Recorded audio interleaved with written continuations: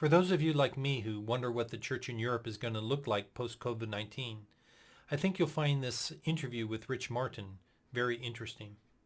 We have the privilege to welcome Rich Martin to tell us about his article, which was recently published in Premier Christianity, which the title of the article is Five Ways the European Church Will Change Post COVID-19. And Rich, it's a real privilege to have you with us today. And I wondered if you could just tell us a little bit more about yourself. Thank you so much for having me, Scott. Thank you for a little chat that we just had beforehand as well. And it's great to speak to the guys that you're representing. Just for everyone who's listening or watching, I said to Scott earlier, I'm missing a tooth, and long story, but I can't get into the dentist yet because of COVID. So if I speak with a slight lisp, that's all right. It's just because I've got this little tooth missing, and my kids are finding it hilarious at the moment. And so, yeah, a little bit of the journey. I've been involved in building church ever since a little child, really. I was brought to church. My parents moved 2 hours to go to a new church and moved their whole family to say, look, there's a new church that's emerging in a city called York in the UK. And they took all of their kids, 6 of them plus them. So there was 8 of us in a car. And we ended up moving to a new city to join a new church plant when I was 2. And then from there, I've been involved in house church, church plants, and then most recently was involved in what I guess people would call a mega church. If any Americans are listening, it's not as mega as the mega churches. But in European standards, it's a large church, amazing group of people. It's called Life Church. It's in Bradford, in the UK, as well as Leeds, and then Belfast and Warsaw as well over in Poland.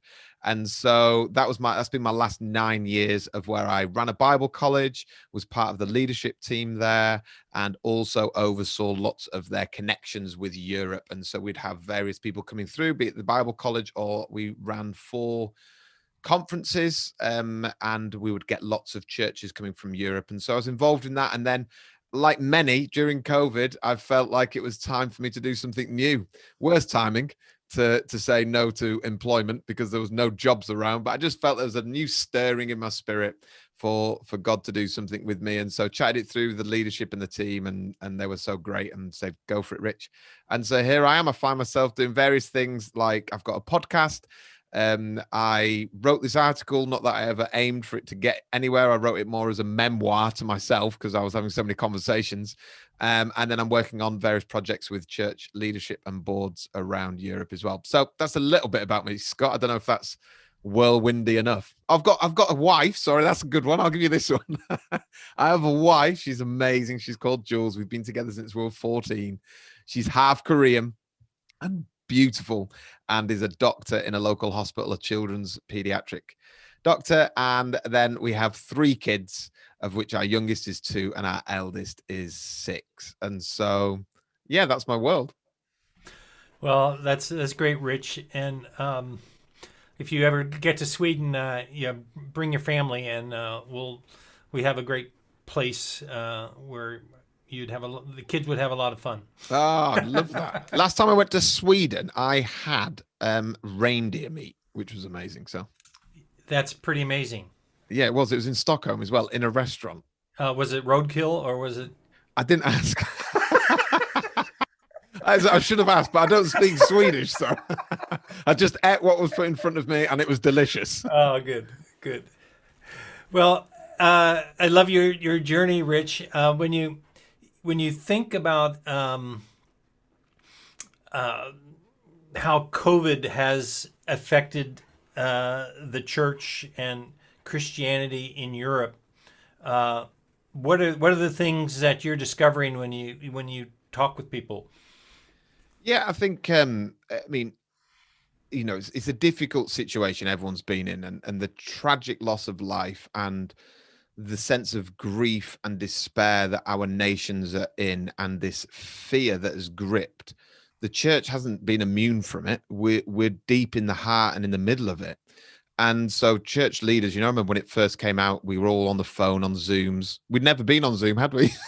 And then suddenly COVID hit and it was like, what's Zoom? Download it. And now we're on it every day.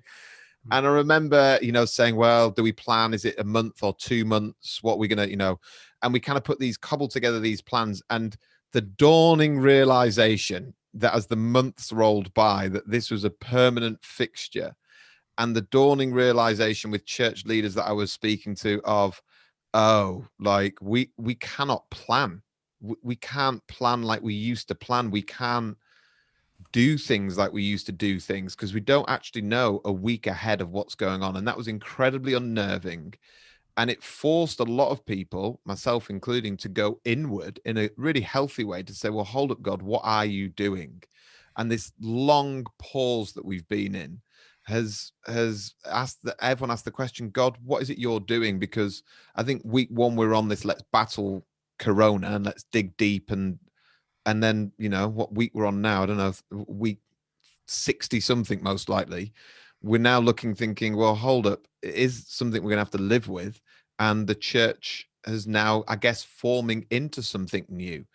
And that's on so many levels, not just leadership levels, but congregational levels. People who are nervous about coming back, love Jesus, but maybe don't want to be in crowds, or around people, or their anxiety is higher than ever, or their kids' mental health is gone through the roof because they've been indoors for 7-8 months of the year. So there's so many layers to what the church used to look like that are now being changed and transformed, and we're now on this new venture of moving into them to discover them. Well, one of the things as I was reading the article, 5 Ways European Church Will Change Post COVID-19, I was saying, wow. I know you as you said in your article, none of us know really what's going to happen. But one of the first changes that you mentioned was your prediction that dominant lead pastor models will move towards collaborative leadership models. Now, I guess that's something that many of the people in my network long to see happen anyway. Why? What is it about COVID, and why do you think that post-COVID that this will become more normal? Yeah, I mean, it's quite a clickbaity title. Definitely is quite clickbaity in the sense of, you know, anyone who's maybe struggling with leadership would want to click on that one and see it. And I didn't do it for that. I originally put lead pastor models will change to collaborative models. And then when I reread it, I thought it's not, I firmly believe in the role of lead pastor.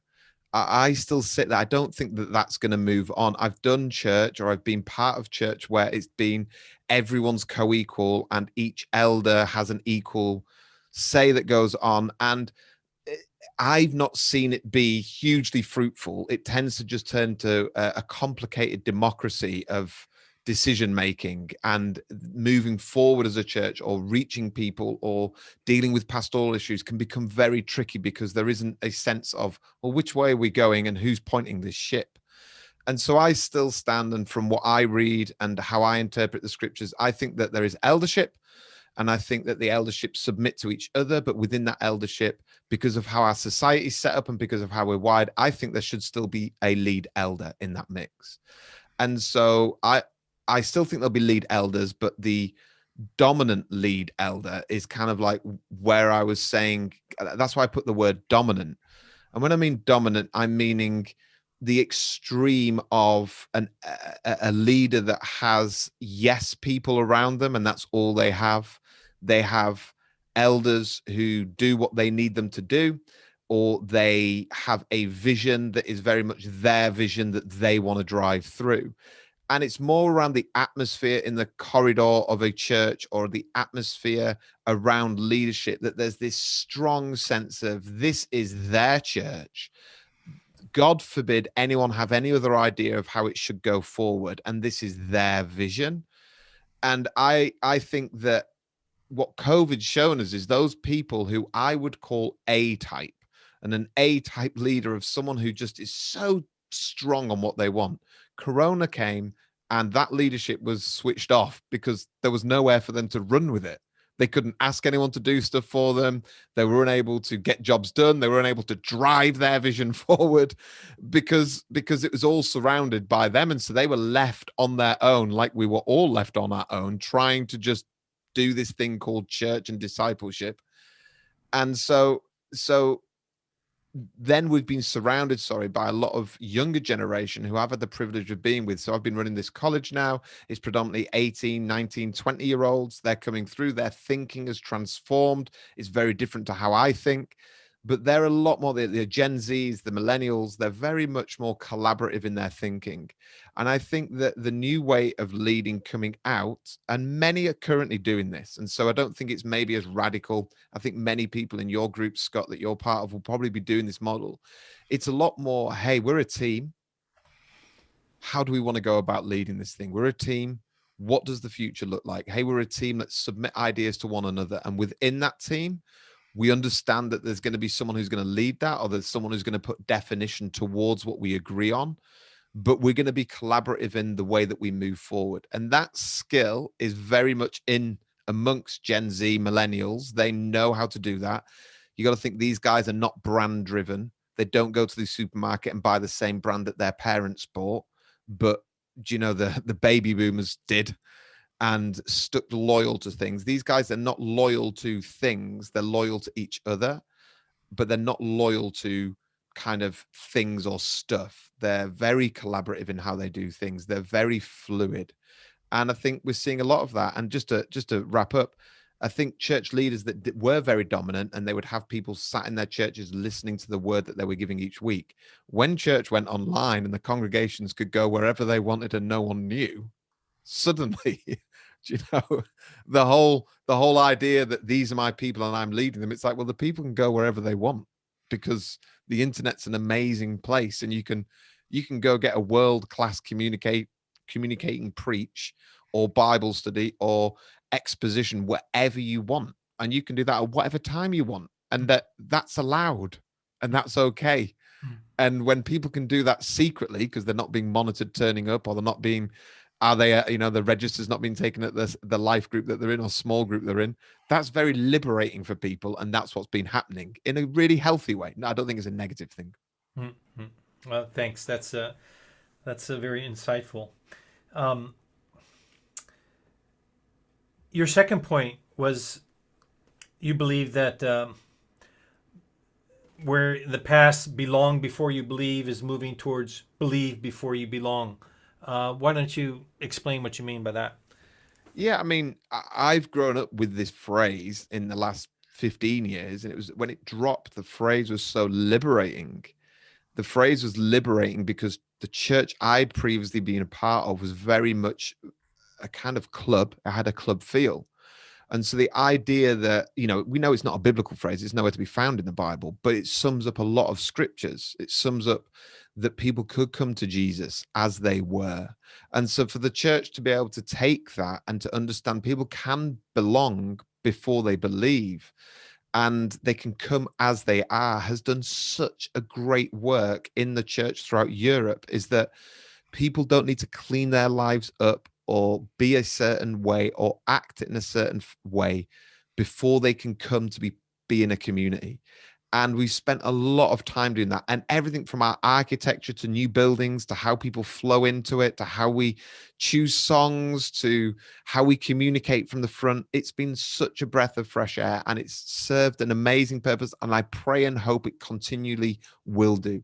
That my friends who I've brought to church who have never prayed knowingly to God or have not experienced a church before have come in and have either been pleasantly surprised or have been able to not go with no one chatted to me or it was the most awkward. They're able to feel a little bit more relaxed than they maybe previously were. We're talking decades ago. And so I think first I want to state it's a good thing that people have been able to belong before they believe. But I think what's happened over COVID and what we've realized, that the stat here in the UK is people were Googling about God huge amounts. And there's this sense that people are believing before they're belonging in a community somewhere. We see it all over the Bible as well. People are believing they go to Jesus at night. They want to be able to, they don't want to be seen. There's something going on in them. They don't want to be seen, but they go at night. Well, our equivalent is, they go to Jesus on the internet and quickly search it out and find someone, and they're searching. And I think there's this great search that's going on throughout Europe of where man's heart is being opened up. And there's this great opening, and we're seeing that there's There's beliefs that are going on in people that they're naming things differently, or they're talking about things slightly differently. And because it's not fully fledged, baptized, spirit filled kind of language, we can miss it. But I think if our ears are open and we start to realize, people are a lot more mystical in their thinking. It's like, well, mystic, that's not true biblical. It's like, no, there's an opening, something's going on. There's a spiritual awareness that has happened. People are reaching out for prayer more. People are open to God. Not necessarily, they don't say, God, what you're doing. They're just saying, what's going on? And there's this a muscle, as in the fish that you put in a dish, that as it heats up, it opens up. And there's been this intense pressure cooker that we've been in called COVID. And it's intense for everyone. But I think God slowly started to open up people's hearts. And I think as Christians, we've got to start realizing is that we know Jesus. And in the workplaces and in our families and in our communities, if our only expression is we have to take people to belong before they believe, we're going to miss out on a huge harvest. And the harvest is my friends at the school gate might never, ever come into church in this next 3, 4, 5 years. But that doesn't mean that their hearts aren't being opened and that they're believing before they belong. And if I can switch it and realize, great, let's keep belong before you believe in church, that people can come and be part of it and not have to take part in the sacraments or whatever else is going on. They can belong. That's a healthy thing. But also people are believing way before they belong. And we can start going into our workplaces and our neighborhoods and start realizing people are on a journey, and let's go bring Jesus to that journey. Are you saying that we can have an expectation that because of COVID, there's not only a higher degree of openness, but there's that people have made progress along the journey, kind of because of the internet, independent and of the church? Yeah, and this curiosity in people. I mean, put yourself as someone who doesn't believe in Jesus. 1 week you were out of the pub, you were running your kids to football clubs, you were shopping, you were not wearing a mask, and within a space of 4 weeks, you were locked in your house. Depending on which country you're in, how extreme it was, but most of them was extreme. You could go out once a day. Some countries allowed that. All your freedoms were taken from you, and you don't just glide through that as a human, as we've seen. And then, you think it's this thing that doesn't affect you. And then suddenly someone has died from COVID. And you think, oh, it's pretty real now. And then you're starting to go to these supermarkets and venturing out, and you realize oh, it's not just me that's nervous. Everyone's nervous. And so people's awareness of the world stopping and big things happening is very much like, this was not what I thought the world was going to be. I didn't think this would ever happen. Because if someone had told me, a month before all lockdown, by the way, it's all going to stop. You're all going to be in your houses. No one's going to go anywhere. The roads are going to be empty. Every shop but major supermarkets are going to be closed. You won't be able to get your hair cut. I'd be like, has a nuclear bomb gone off? And so that, layered in with no one who's got any reference point of God, makes people think, Bluminette, my world is not as safe and secure as I thought it was. And it doesn't matter how hardened they are or how bravado it gets. That's in everyone now. The world can stop. And I think that's a great, go back to my, shell opening. That's a great opening of the heart. And all we need is a tiny opening for the gospel to get in, the good news to get in. And I think that's what God's doing with people's hearts. I think what we've maybe interpreted as fear, which I think people are, I think, well, what's the antidote to fear? Is faith in Jesus. And so this great fear that's come on the nations, we've got the great antidote, which is this faith in Christ that calms storms. It's like, it's the perfect opportunity for these hearts that have started to open. Now, it's not obvious, and that's the most difficult bit. They're not there at a Billy Graham crusade ready to put their hand in the air and walk forward. It's just not that obvious. It's so subtle. And we've got to have this wisdom and this ability to be able to go into people's lives and not Bible bash them, but just be able to let the Holy Spirit open up as gentle as possible and see what you can do. Thank you. I think that's some great insight. Let's look at point number 3. Leadership training will move to discipleship training. I thought that was quite an interesting observation. Yeah, I mean, I don't know what you thought was interesting about it, Scott, but I'll tell you what I think's interesting about it. When people say it's interesting, there's normally something behind it, and there's something in there. But I mean, was there something specific? But I think it hits to this idea that Jesus says, go and make disciples of all nations, and his. It seems to me, that this is one of his primary mandates. And I suppose that if we're making good disciples, and leadership is also flowing out of that. But in both the secular world and the Christian world, you're constantly bombarded with, leadership seminars and things that are going to make you a better leader, things that are going to help you form your team. And here you're bringing in a different emphasis. Why don't you tell us a little bit more about that? Yeah, I am a product of amazing leadership teaching, and product's maybe the wrong word, but there's great fruit in my life because faithful men and women of God have poured into me and taught me just some really good leadership skills. And I think maybe 20 years ago, the year 2000 type place, when the church became confident that these business principles were not evil Knievel things, that actually what they've been running within the world for years and structuring things, we could actually use some of that in the church, and it could really help us. We could actually not have to be sloppy in how we run our staffing, or not be sloppy in how we go about putting on events that they always lose money and we're always asking people to come and fund events for us. We could maybe run them at a break-even point, and we could do that with some clever business principles, or the way we treat volunteers. Maybe we could apply just some good, solid psychology to it, of where we understand we don't just berate them with some good Bible scripture and hope that they dig deep in Christ and push through and help us for weeks and weeks on end, camping out in fields and not wanting to be helping, but we think they are. And I think this great collision of and then the internet comes about a whole lot stronger. And I think so. I'm a product of it. It's fantastic, but it's becoming a bit wearing. And now everyone is an amazing leadership teacher, and it's kind of like, 10 ways to grow a better team and 15 ways to make your Sundays sing and dance, right? Whatever it be, leadership wise. And it's like, it's good stuff. But I think personally, I'm just incredibly bored of it at the moment.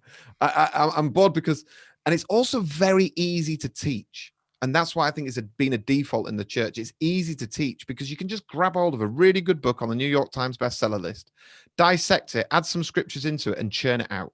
And so it's very easy to teach. Discipleship is the most difficult thing to teach, because I think I put it in my article. It's caught, not taught. You can't teach, if you could only teach discipleship, this world would be so much a better place. If you could just sit in front of 50 people and go, okay, we're going to do a weekend and we're going to teach you all about discipleship. And at the end of the weekend, you're going to be amazing disciples. It'd be like, this is amazing. And we would just go, great, let's just put these discipleship teaching sessions all over the world. And before you know it, because we're all strategists, the world's going to be saved at, around 2032, 2034, we're averaging, we'll save the world. Christ, stand back and watch us do this. But instead, God's entrusted discipleship to Scott and Rich Martin, who are fundamentally flawed humans, sinful. And now we've got to try help people and put people alongside us, and we've got to get alongside people, and we've got to go on a journey with them. And that every single journey is radically different. And so, what you thought you knew about discipleship last year, it's just changed again, because you've bumped into a different scenario. It's someone who's grieving, or someone who's lost their son, or someone who's been through a war because they've come back from the army, or it's someone who's not had an upbringing that is like yours. And it looks so different every single time. And so it's just not easily taught. It's only caught. And it's long, hard hours. There's no way of getting around that. It's just long, hard work. You ask Rich Martin to teach you about building a team, gather people in front of me, I'll give you a talk for 45 minutes. Some people come up at the end and say, thanks, Rich, that was fantastic. Others won't say anything. And then that's it, it's done. And leadership's easy to teach, really easy to teach, and also quite easy to implement on some fronts. But discipleship, it just requires long, hard yards. And I feel like the generation that are coming through, what they want to know is, how do I lay on hands and pray for someone? How was that the Holy Spirit in the room, or wasn't that the Holy Spirit in the room? What happens if I prophesy and it goes wrong? Was that a prophecy or a picture I had? Wasn't it a picture I had? I'm sensing God's asking me to do this. Is that right or is that wrong? I'm giving of my time or my money, or what does that all make up? I interpret the scriptures like this, and this is where I've gone to find that interpretation. Is that right? Is that wrong? How do I go about that? And going on those journeys with people and it is a lot more difficult, and something that requires discipleship. It requires you and me to get alongside people and go, okay, let's go the hard yards. And it might not look sexy, if I can say that word. It might not have the most amazing look and feel about it. It'll be messy, because that's what we know from previous history, as well as Jesus and his disciples. And it will be chaotic. But isn't that where Jesus is, right in the center of all of that? And I think in part what you're saying, that it's the way discipleship isn't just teaching. It's not just like it's teaching, but it's not teaching that's just communicating knowledge. It's hands-on. It's walking through. It's maybe closer akin to how the trades are taught, where you have to come alongside a person. You do it together. You correct. You compliment. You fix. And when you're training an apprentice, let's say in how to do plastering or lay brick, you're doing it in real situations. Yeah. You know, Yeah. and it's a journey that you're doing together, and that takes time. It's not like you can just hit a YouTube video and say, learn this, No. because it's not just about being in the head. It's being in the heart, being in the hands and the feet. And lots of things happens. They see your faults. So this, this apprentice gets to see all your faults. So suddenly you're not this pin-up amazing leader. You're suddenly this, oh, what a sham they are. But actually, isn't that brilliant when you see people's faults? Because you realize, oh, they're human like I'm human. Oh, they make mistakes like I make mistakes. So you get to see people's faults. But also, like any apprentice, let's take your plastering analogy there, the older person has the younger person as the apprentice, but you will rarely meet someone who's taken them on to say that they learned from the younger one as much as the younger learned from the older. The younger brought something to the mix that the older couldn't do. They could communicate with a client really well. They had a different way of looking at technology. They had the get up and go and the va-va-voom of let's just make this happen. Whereas the older, I don't know, but they had something to the mix. And I think as much as discipleship can sometimes be like this, it's like, we will teach you. As much as that, the discipleship maker gets taught by the disciple, and there's some teaching that goes on there as well, and this cross-pollinating and understanding how others think and what they bring to the mix as well. That's the beauty of it, that I think we need. And they challenge as well. They bring things into the mix. What do we think about this, or how does that work, or I wouldn't have done it like that. It's just very, very difficult to collate into a 6-week course that's online. Right. I always find it interesting when people are making claims. They spent 3 weeks with a person and they say, well, I've discipled him, as if the discipleship journey is somehow over in 3 weeks rather than in 30 years or 60 years. Totally. And one of the things I put is, I think people are looking for spiritual leaders more than, incredible leaders. Now, if they can have both, that is a bonus. If they can have, but I think you can have someone who's, the way that they manage their time is exemplary. The way that they handle people is off the charts. Their decision-making ability around finances or governance is just second to none. Their way of communicating from a platform around, God's word is just so wow. But behind all of that, I think the generation coming through and the pang that's in lots of people's lives is, well, what about a spiritual leader? And what I'm not saying that leadership is not spiritual, it totally is, but I'm also saying, what about just someone who's lays on of hands? That, what about someone who prays and gets a picture or a prophetic word, or has some wisdom that they drop in that's just so of God, or someone who they walk into a situation and they're able to pray for someone and healing comes about, and it's like, oh, this is suddenly exciting. Like, that's suddenly incredible. And that's what people want to be around more. They want to see more of that, and they want to see the things of God. Now, if you can tie that with great leadership as well, we're nearly in heaven, Scott. Yeah, it would be.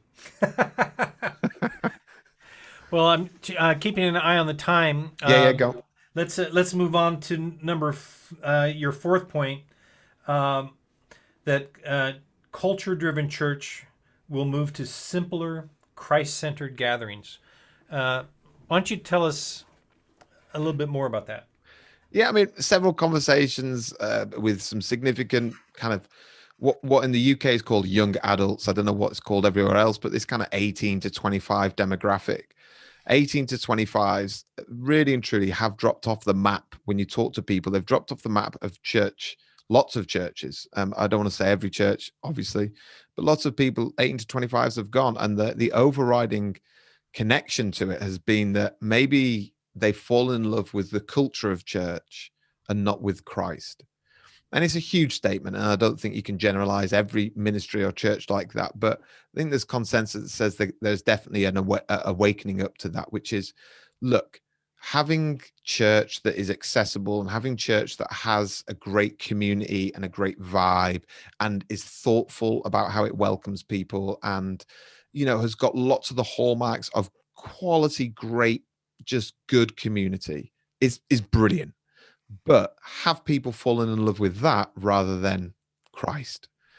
And it's a journey that people need to go on. So I think when I've said, it's going to move, culture-driven church will move to simpler Christ-centered gatherings, I think that's where it's going to go. I think we're still going to see people definitely going to gather. I think people are still going to meet. I don't think that's going off the agenda. I think the gatherings are going to be big, small, medium, like they always have. I don't think that's it. But I think people are not just going to gather once a week on a Sunday and then disband again. I think we were already seeing way before this pandemic, people were saying, I go to church. And you'd ask them how many times, it'd be like twice a month. And that was them going to church. And so, lots of churches were counting people, saying our church is 1,000 people, 200 people, whatever it would be. But they were counting people that would class, they would go to church, but they'd only go twice a month. And they were committed, because the idea that everyone goes every single week to their church expression was foreign before, and was definitely becoming a lot more, that's not normal. I think post-pandemic, I think people are thinking, well, I can do some online, I could go to the big gathering, and I can meet with my small group as well. And all of that is an expression of church, not just the Sunday service where I go and sit in it and my kids go to kids' church. I think this idea of, so the Holy Spirit can speak to me as much in my living room as he can when I'm sat is something in church, is something I need to be aware of. And that I was a regular 4 times a month going to church every Sunday. Maybe I'm going to drop to 3 times, and I'll end up going to help in my local food bank on a Saturday instead. And that's part and parcel of what I do. I'm not saying it's pick and mix. I'm just saying, I just don't think we're going to go, if we're driving to every single person comes every single week, we're just going to drive ourselves into the ground. I think there's this expression of people are going to find different ways, and it's going to require solid, good spiritual leadership of where people can cope with that and are happy with that and understand that God's okay with that as well. Now, are you saying that because you think that people during the COVID era, people have experienced that and said, oh, this is good. This scratches me more where I itch. And therefore will continue it? Yeah, I think if you only have to ask most church leaders, did you enjoy Sundays off? And they'll go, it's amazing. and these are people who have been staunch every single week Sundays, and so they had a taste of it not having to be every week. Now, I go every week. I love that. That is what I'm born for. And we watched it every week when we weren't able to go. We'd put it on the TV, but there was some Sundays during lockdown where it was an absolute sunny day, And I said to Jules, shall we just go out in the morning and watch it in the afternoon? We were like, well, we can because it's on YouTube and that's allowed. And God, you're not going to strike us dead. And then we went out and we had this amazing time. The family thought, this is amazing. And so, and I don't think it, I think there's some discipline in some stuff. I think there's some good habits. I think there's some, this is my community that I'm part of. But I also think that's okay. Because by the way, we were doing this before pandemic with people like business leaders. And church leaders have always had this clever way of getting around, famous people, business leaders, people who've got high political powered jobs. They wouldn't be able to make it it's fine for them. They were all right because they had influence elsewhere, and it's kind of squared off that was all right. But if you were just Joe Blogs and you missed a week, it was like, where have you been? Why haven't you been? What's going on? Are you okay? Are you deep in sin? I'm exaggerating.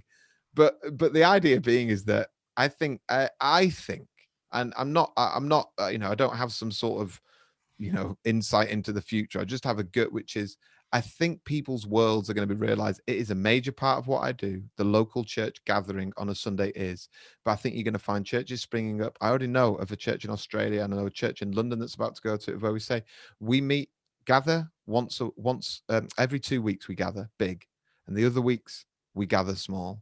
And I think you're going to start seeing expressions of churches where they realize we don't need to do the big gathering every single week. We can do small and then big, and it'll work to a certain point, and there'll be huge pitfalls to it, and it'll be a lot of hard work. In the same way, gathering every week is a lot of hard work. There is no easy way around building church. It is all just a lot of hard work. But I think you'll realize some people just find gathering together in a smaller group and then a bigger group in different sections is going to work for them. What I don't like, Scott, just to say about what you just asked, you said it appeals to what works best for you. And I think my last point, which we're going to get onto, is very much about comfort. The last point is kind of like the most difficult of all of them. Yeah.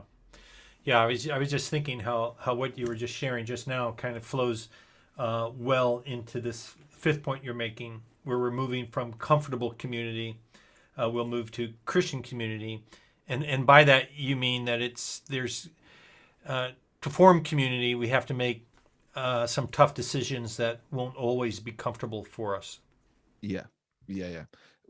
I don't want to misquote, but Dietrich Bonhoeffer, he said something along the lines of, he who loves his dream of community more than the Christian community itself becomes a destroyer of the latter. And I think that's been something that's been a major part of how I've seen community, is that Christian community is going to be the heart of community. Because I could go join a golf club, which I'd love to do, or a badminton club or something else. I could go join a great community. And the world, by the way, does community really, really well. We don't have the rights over community. The world also do community really well. What we have is we have Christ and Jesus community.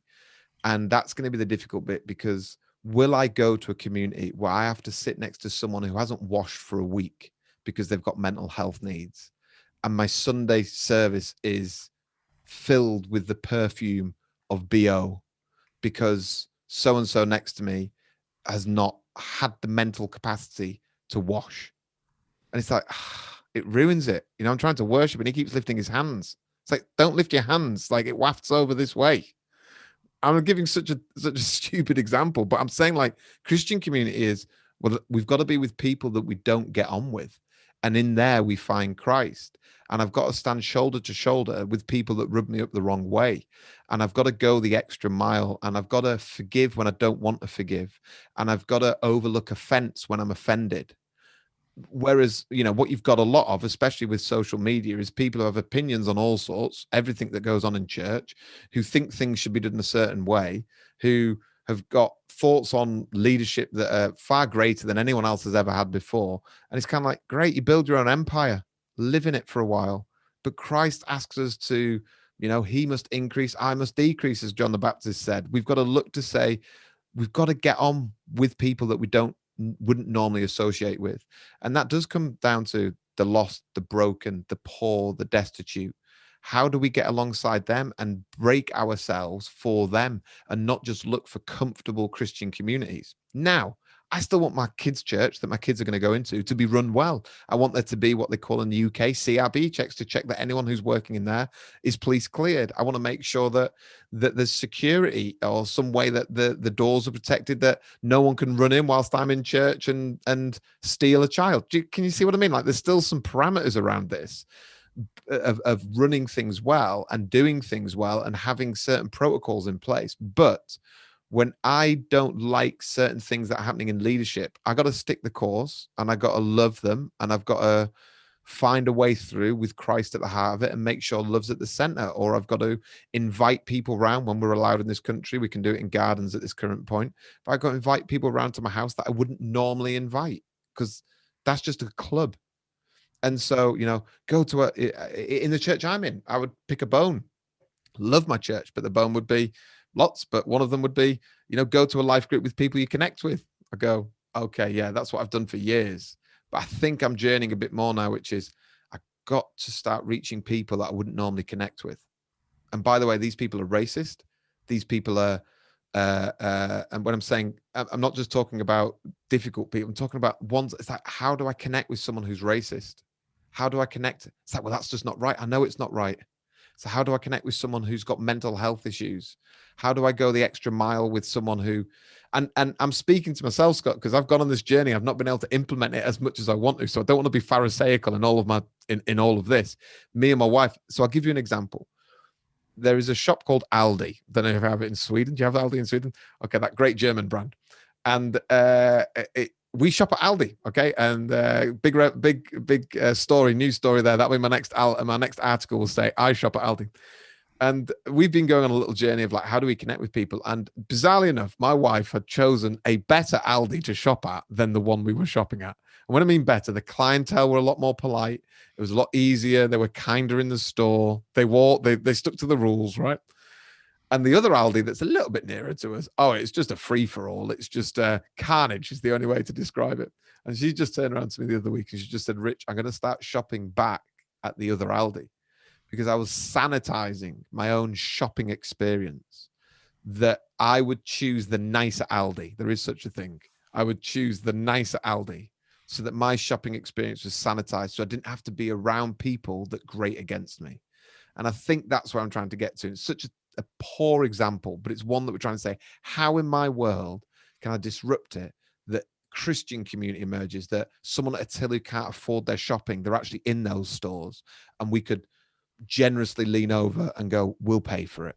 Yeah, well, of course, that makes a lot of sense. I mean, there's this balance between a need for stability and then a need for taking risks and being uncomfortable. And I think that's what you're addressing, is that we can't just stay in this comfortable state. We're going to need to take risks, and it's not going to be comfortable.